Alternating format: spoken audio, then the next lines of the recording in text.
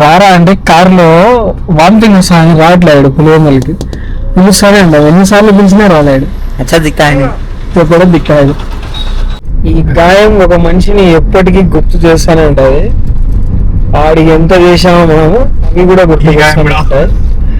So ఈరోజు అయితే మళ్ళీ పులివెందులకి వెళ్తా ఉన్నాము. చాలా సేపటి నుంచి లారీ వాడు మమ్మల్ని సతాయిస్తాడు. మా వాడికి చాలా ఇరిటేషన్ వస్తుంది.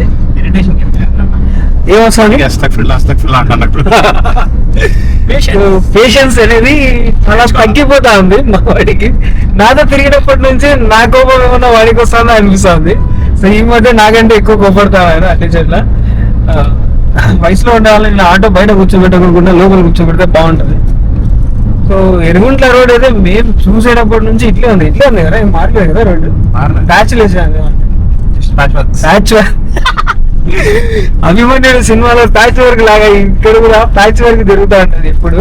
సో ఈ రోడ్ లో వామిటింగ్ రానడికి కూడా వామిటింగ్ వచ్చేస్తుంది హెవీ వెహికల్స్ లో వెళ్తే. పులివెందులకి వెళ్ళి మిగతా అప్డేట్స్ అనేది ఇస్తాము. సో ఎంతవరకు వర్క్ వచ్చింది, ఓపెనింగ్ డేట్ వచ్చేసి మనకి 8th ఫిక్స్ చేసాము, వెనస్డే రోజున. వెనస్డే మన అన్ని బ్రాంచెస్ ఓనర్స్ కి ఇన్ఫార్మ్ చేసాము, ఎవరు వస్తారు ఎవరు రారు అనేది చూసాము. బ్రాంచ్ కన్నా ప్రమోషన్స్ అనేది చాలా ఇంపార్టెంట్. మేము ఏ రకంగా ప్రమోషన్ చేస్తా ఉన్నాం, సో అందరూ ఒకసారి చూడండి. సో ఎందుకంటే ప్రమోషన్ ఎందుకు అంత ఇంపార్టెంట్ అంటే, సో మన స్టోర్ గురించి నలుగురికి తెలిస్తే దాని తర్వాత మన స్టోర్లో ఒకవేళ ఫుడ్ నచ్చితే వస్తారు, నచ్చకపోతే రారు, అది సెకండరీ. కాకపోతే మన గురించి తెలియకుంటే మన దగ్గరికి ఎలా వస్తారు, రాలేరు కదా. సో ఇది మెయిన్ ప్రాబ్లం. చాలా స్టోర్స్ ఏం చేస్తా ఉన్నాయంటే, సో ఫస్ట్ ఓపెనింగ్ ఏదో ఒక 4 బ్యానర్స్ వేస్తారు, ఒక 2-3 ఇన్ఫ్లుయెన్సర్ అని పిలుస్తారు, సో కామ్ అయిపోతారు. సో ఆ ఓపెనింగ్ వచ్చిన కస్టమర్స్ లోనే కొంతమంది రిపీట్ అవుతూ ఉంటారు. సో కొత్త కస్టమర్స్ ఆ ఓపెనింగ్ అప్పుడు చూసి ఉండకపోవచ్చు లేదా తెలిసి ఉండకపోవచ్చు. సో మనము ఏ రకంగా మార్కెటింగ్ చేస్తామంటే మనకు సక్సెస్ పెరుగుతుంది అనేది మనం ఖచ్చితంగా అవగాహన తెలుసుకోవాలి. సో ఇంతవరకు నేను ఇచ్చిన స్టోర్స్ అన్నీ కూడా సో 0 ప్రమోషన్స్ చేస్తాను. అంటే ఎవరు అంతగా పర్టికులర్ గా పట్టించుకోరు. రాయచోటి, కర్నూలు, కదిరి ఈ 3 బ్రాంచెస్ తప్ప. సో రిమైనింగ్ నెల్లూరు రీసెంట్ గా చేస్తా ఉన్నారు. సో మిగతా బ్రాంచెస్ అన్ని కూడా 0 ప్రమోషన్. మంత్లీ జస్ట్ వాళ్ళు ప్రమోషన్స్ కోసం జస్ట్ 1% కూడా ఇన్వెస్ట్ చేయలేదు. సో ఇంతవరకు ఫ్రాంచైజీ రన్ చేసే ప్రమోషన్స్ పైనే జరుగుతాయి. మర్చిపోయాను, తాడిపత్రి కూడా ఎక్కువ చేపిస్తాడు.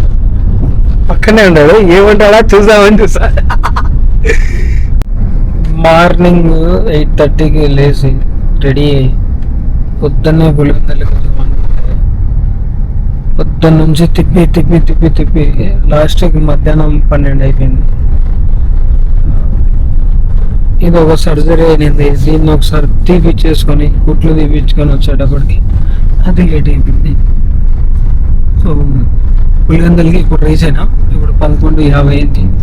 సో డైరెక్ట్గా చికెన్ సెంటర్ దగ్గరికి వెళ్ళి చికెన్ రేట్ మాట్లాడి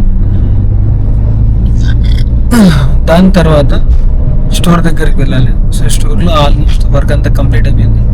సో 8th వెళ్ళేది. ప్రమోషన్స్ ఉన్నాయి, పాంప్లెట్స్ తీసుకున్నాము. ఒక 25,000 పాంప్లెట్స్ ఇచ్చాము. సో 25,000 పాంప్లెట్స్ అనేవి పంచాలి ఇప్పుడు. సో దాని తర్వాత స్టిక్కర్ బ్యానర్స్ వేసాము, ఆటో బ్యానర్స్ కూడా వేసాము. సో పర్మిషన్ తీసుకోవాలి మున్సిపల్ ఆఫీస్కి వెళ్ళి బ్యానర్స్కి. అది కూడా ఈరోజు తీసేసుకొని బ్యానర్స్ కూడా సండే ఇన్స్టాల్ చేసేస్తాం. సో నెక్స్ట్ అప్డేట్ ఏముంటుంది అనేది చూసాం. ఏముంటుంది నూరు అప్డేట్ నెక్స్ట్ మీరే చెప్పండి. నెక్స్ట్ బ్రాంచ్ అప్డేట్ ఏముంటుంది? నెక్స్ట్ బ్రాంచ్ అప్డేట్ అయితే Hyderabad Kukatpally. Next branch update Hyderabad Kukatpally. So మా పేజ్ని ఫాలో అవ్వండి, యూట్యూబ్లో సబ్స్క్రైబ్ చేసి సబ్స్క్రైబ్ చేసి గంట నొక్కండి. సో మరిన్ని వీడియోస్ కోసం మా పేజ్ని ఫాలో అవ్వండి. పులివెందుల చాలా డెవలప్ అయింది కానీ ఎందుకు ఇక్కడికి పెద్ద పెద్ద బ్రాండ్స్ ఇంకా రాలేదు. సో ఏం రీజన్ ఏముంటుందో అర్థం కావట్లేదు. సో మేమైతే పెడతాం, దేవుడి దయ ఎట్లుంటుంది అనేది. మా కాన్ఫిడెన్స్ అయితే 100 లెవెల్ ఉంటుంది, 100% ఉంటుంది. పులివెందుల స్నాక్స్ సిటీ స్టోర్ ఎలా సక్సెస్ అవుతుంది అనేది ఒక 1 month వేచి చూస్తే అర్థమైపోతుంది. ఎందుకో ఏమో మాకు కూడా కొంత డౌట్స్, కొంతమంది లేపిన విషయాల మీద మాకు కూడా డౌట్ వస్తుంది. సో ఈ ఊర్లో చికెన్ పకోడాకి ఎక్కువ ఫ్యాన్స్ ఉంటారంట. ఈరోజు ఇద్దరు సేమ్ థింగ్ చేసాము, ఇద్దరు బ్లాక్ వేసుకొచ్చాము. మేము బ్లాక్ కాకుండా ఉంటే చాలు. ఇన్వెస్ట్మెంట్ అనేది పెట్టాము సుమారుగా ఇప్పటికి 16.5 దాకా అయింది ఈ స్టోర్కి. ఎందుకైందో మాకు కూడా అర్థం కాలేదు. వీటన్నిటికంటే ఆశ్చర్యపరిచే విషయం ఏంటంటే రెన్యూమెంట్ ఆఫ్ రేంజ్ 8.9 lakhs కొటేషన్ ఇస్తే వాళ్ళు 16 lakhs ఇన్వెస్ట్మెంట్ పెట్టారంట. దానికంటే 3 times పెద్దది నా స్టోరు. నాకే 16 అయింది, వాళ్ళకి ఇలా 16 అయింది అనేది మాకు అస్సలు అర్థం కావట్లేదు. నీకేమో అర్థం కదా. సో అక్కడికి వెళ్ళి సో పిన్ టు పిన్ అంటే ఈ వస్తువు అంటే ఇంతవరకు ఎక్స్పీరియన్స్ లేని పర్సన్ దాని మీద ఇన్వెస్ట్ పెడితే అది వేరు. కాకపోతే మనం స్టోర్స్ రెడీ చేపిస్తూ ఉంటాం, రెడీ చేస్తూ ఉంటాం, ఏ ఎక్విప్మెంట్ ఎంత పడుతుందో మనం చెప్తా ఉంటాం. సో ఎందుకైనా అనేది మాకు కూడా అస్సలు సో ఏదో వాళ్ళు ఇన్వెస్ట్మెంట్ పెట్టారు కదా, సో వాళ్ళ ఇష్టం. అదే మనకి ఇచ్చినంటే దాన్ని 9 lakhs పూర్తిగా కంప్లీట్ చేసేవాళ్ళం. సో స్టోర్ అయితే చాలా నీట్గా వచ్చింది, అనుకున్న దానికంటే ఇంకా నీట్గా వచ్చింది. కొద్దిగా విడత ఎక్కువ ఉంటే బాగుండదు. సో ఇంతకు ముందు మనము ఇక్కడ అనుకున్నాం స్టోరు, సో రాయలసీమ కాంప్లెక్స్, ఇంకా టూలెట్ అట్లే ఉంది. సో చూసాం పులివెందుల మమ్మల్ని చూసుకో, మేము మిమ్మల్ని చూసుకుంటాం. నెక్స్ట్ 1 year చాలా బ్రాండ్స్ వస్తున్నాయి. సో ఆల్మోస్ట్ నెక్స్ట్ 1 yearలో ఎన్ని వస్తున్నాయి? నెక్స్ట్ 1 yearలో ఎన్ని వస్తాయి బ్రాండ్స్, కానీ మేము వచ్చేసరికి ఇంకా బ్రాండ్స్ డెవలప్ అవుతాను. సో స్నాక్ సిటీ ఒక లొకేషన్కి వస్తే ఆ లొకేషన్ చుట్టుపక్కల ఆల్మోస్ట్ ఫుడ్ స్టాల్స్ ఎక్కువ పడతాయి. మేము చాలా చోట్ల ఎక్స్పీరియన్స్ చేసాం. సో కడపలో నేను వై జంక్షన్లో స్టోర్ పెట్టేటప్పుడు స్నాక్ సిటీ ఒకటే ఉన్నది. ఇప్పుడు వై జంక్షన్లో ఆల్మోస్ట్ 8 to 9 స్టోర్స్ అలా ఉన్నాయి ఫ్రైడ్ చికెన్కి. సో పొద్దుటూరులో కూడా మేము స్టార్ట్ చేసేటప్పుడు పొద్దుటూరులో సెకండ్ ఫ్రైడ్ చికెన్ షాప్ ఏదైనా ఉందంటే స్నాక్ సిటీ, ఇంతకుముందు వేరేది ఉంది. సో దాని తర్వాత ఇప్పుడు మెంబర్ ఆఫ్ ఉన్నాయి. సో అలాగే ఎస్ఎస్ మాల్లో ఫస్ట్ ఒక షాప్ పెట్టారు, దాని తర్వాత మేము పెట్టాం.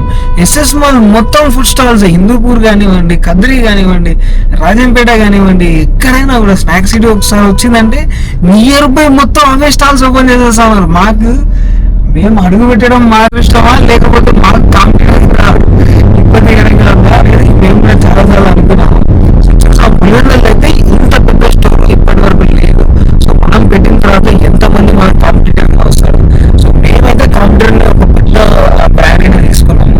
సో లైఫ్ అనేది ఎప్పుడు ఎలా స్టార్ట్ అవుతుందో తెలియదు. మేము స్టార్ట్ చేసినప్పటికీ ఇప్పటికీ మా దగ్గర చాలా చేంజ్ అయింది. స్నాక్ సిటీ ఫ్రాంచైజీ గురించి పూర్తి డీటెయిల్స్ తెలుసుకున్న తర్వాతే ఒకసారి ఫ్రాంచైజీ తీసుకోండి. ఈ రోజు అయితే మనం చికెన్ సెంటర్ దగ్గరికి వచ్చాము పులివెందుల. సో ఇక్కడ చికెన్ ఎక్కువ సప్లై చేస్తారంట. సో చూసాం వీళ్ళు ఎంత సప్లై చేయగలుగుతారు, ఎలా రేట్స్ ఏవి అన్నీ మాట్లాడి మన స్టోర్కి ఉపయోగపడుతుందా పట్టదా అని చెక్ చేసాం. ప్రైస్ దాంట్లో మీరు బాడీ స్విమ్ చేసుకొని మీరే కటింగ్ చేసుకుంటారు. ఎక్స్పర్ట్స్ ఉన్నారు, మాస్టర్స్ మాస్టర్స్ ఎవరు ఉన్నారు.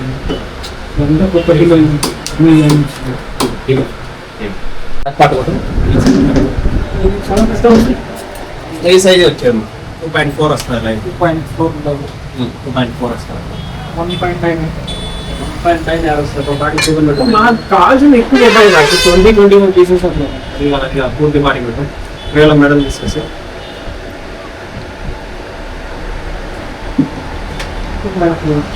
2 బాడీ వస్తాయి. 1.9 వస్తే 1.3 మనకు 0.9 తెప్పించారు. 2.5, 2.4, 2.6 దానిలో గ్రేడింగ్ చేయాలి. చిన్న తోలు గ్రేడింగ్ చేసి బ్యాక్ పార్ట్ అట్టయినా కానీ మీకు మినిమం దాదాపు 3/4 కిలో తక్కువ రాదు. మీకు 1.9 లైవ్ తీసుకున్నా కానీ మీకు వచ్చేసి 1.3 వస్తుంది. 1.3 వస్తుంది. 1.3 వచ్చినప్పుడు మీకు 750 grams ఫ్రెండ్ వస్తుంది. బ్యాక్ 550 grams బ్యాక్ ఎక్కువ వస్తుంది. తక్కువ సార్ 60 grams. ఉన్నాయి. हेलो और बात बोलो स्कूटी डाल लगा को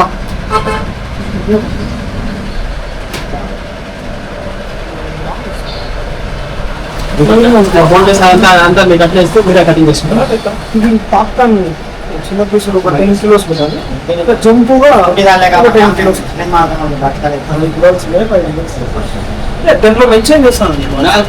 మీరు గాడిదాలే కాదు మీరు ఒక రోజు 2 రోజులు మాకు ఐటమ్ చూపిస్తే చికెన్ సెంటర్ అయితే చికెన్ మాట్లాడాలి, ఇంకా రేటు కుదరలేదు. ఇక్కడ అందరూ అంతే బాడీలు ఇస్తాము, మీకు ఇష్టం వచ్చిన పీస్ కట్ చేసుకోండి అని చెప్తాము అన్నాడు.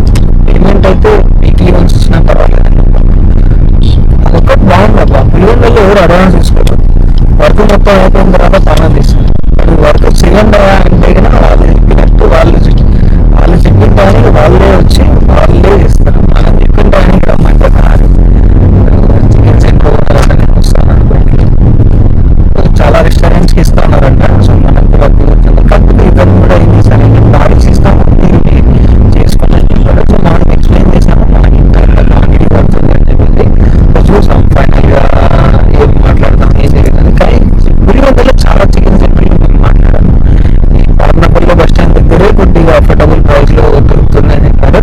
రేట్ ఒక 10 రూపీస్ 20 రూపీస్ ఉన్నా కూడా పర్వాలేదు, కానీ మన క్వాలిటీ బాగుంటే చాలు. ఎందుకంటే కస్టమర్స్ మన దగ్గరకు వచ్చి వాళ్ళ టైం మన దగ్గర తీసుకుని వచ్చి వాళ్ళు ఎంజాయ్ చేయడానికి మన దగ్గర ఎంజాయ్ చేస్తారు. ఆ టైంకి ఆ మనీకి మనం వాల్యూ ఇవ్వాలి, ఆ వాల్యూ మనం ఇవ్వలేకపోయామంటే సో మళ్ళీ రిటైన్ కస్టమర్ మన దగ్గరికి రాడు. సో ఇది నేను చాలా మంది ఫ్రాంచైజీ తీసుకున్నాను. సో కస్టమర్తో మాట్లాడేటప్పుడు చాలా జాగ్రత్తగా మాట్లాడాలి.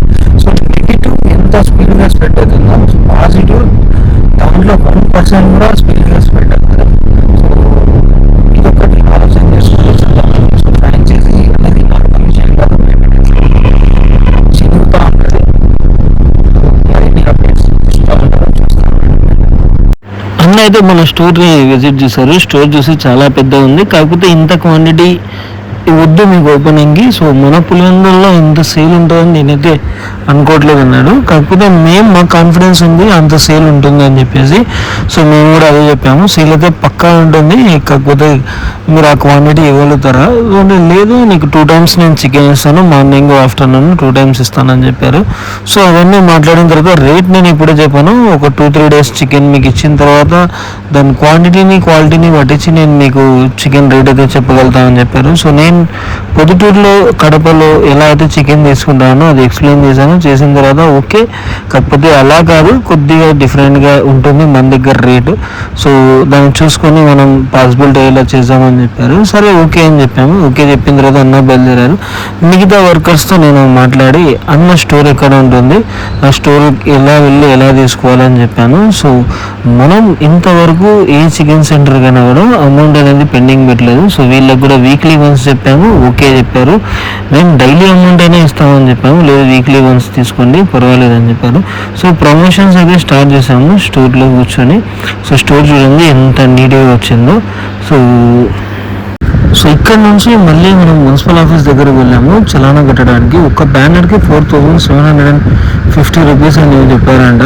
సో నేను 4,000కి మాట్లాడని చెప్పి ఫస్ట్ మధుని రూపేష్ని పంపించాను. సో వాళ్ళైతే అక్కడ ఒప్పుకోలేదు. సో మళ్ళీ నేనే వెళ్ళి చలానా కట్టి అలాగే ఆయిల్ కూడా తీసుకొని వచ్చి పెట్టేశాము. స్టోర్లో మిగతా కొన్ని వర్క్స్ ఉన్నాయి. ఒకటి గ్లాసు మొన్న తీసేటప్పుడు ఎలక్ట్రీషియన్స్ కొద్దిగా గ్లాస్ ఫోర్స్గా దొబ్బడంతో అది కిందికి జారిపోయింది. సో దాని తర్వాత ఎలక్ట్రీషియన్ వర్క్ కొద్దిగా పెండింగ్ ఉంది, అలాగే ఇన్వర్టర్ వర్క్ కూడా పెండింగ్ ఉంది. సో దాని తర్వాత కిచెన్కి డోర్ కొద్దిగా పెండింగ్ ఉంది. స్టోర్ చూడండి ఎంత నీట్గా ఎంత కూల్గా వచ్చిందో. సో ఈ స్టోర్ ఇన్వెస్ట్మెంట్ మొత్తం వచ్చేసి నాకు అరౌండ్ 19 lakhs వరకు పడింది.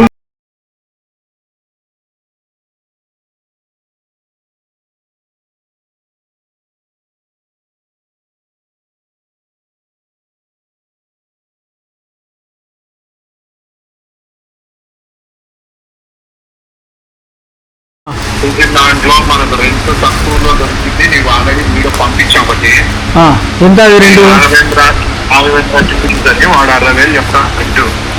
బాగుందా రూము? మూడం అయితే చాలా ఉంది. వాన పడితే మా పరిస్థితి ఏంటో మాకే అర్థం కావట్లేదు. ఇక్కడ మనం కార్ పార్కింగ్ పెట్టుకోవచ్చు. సో ఈ సైడ్ అంతా. సో ఇక్కడ నుంచి జస్ట్ అక్కడ మన షాప్ ఉంటుంది. సో చాలా దగ్గర అక్కడ ఉంది మన షాపు స్నాక్స్ సిటీ అని పిల్లలు అందరూ. సో ఇదంతా మనం కార్ పార్కింగ్ పెట్టుకోవచ్చు ఈ సైడ్ అంతా. సో ఆల్మోస్ట్ దగ్గర ఇవన్నీ కార్ పార్కింగ్ వచ్చాము. స్టోర్ అయితే చాలా నీట్గా వచ్చింది. సో ఓపెనింగ్ అందరూ వచ్చేసేయండి, సపోర్ట్ చేయండి.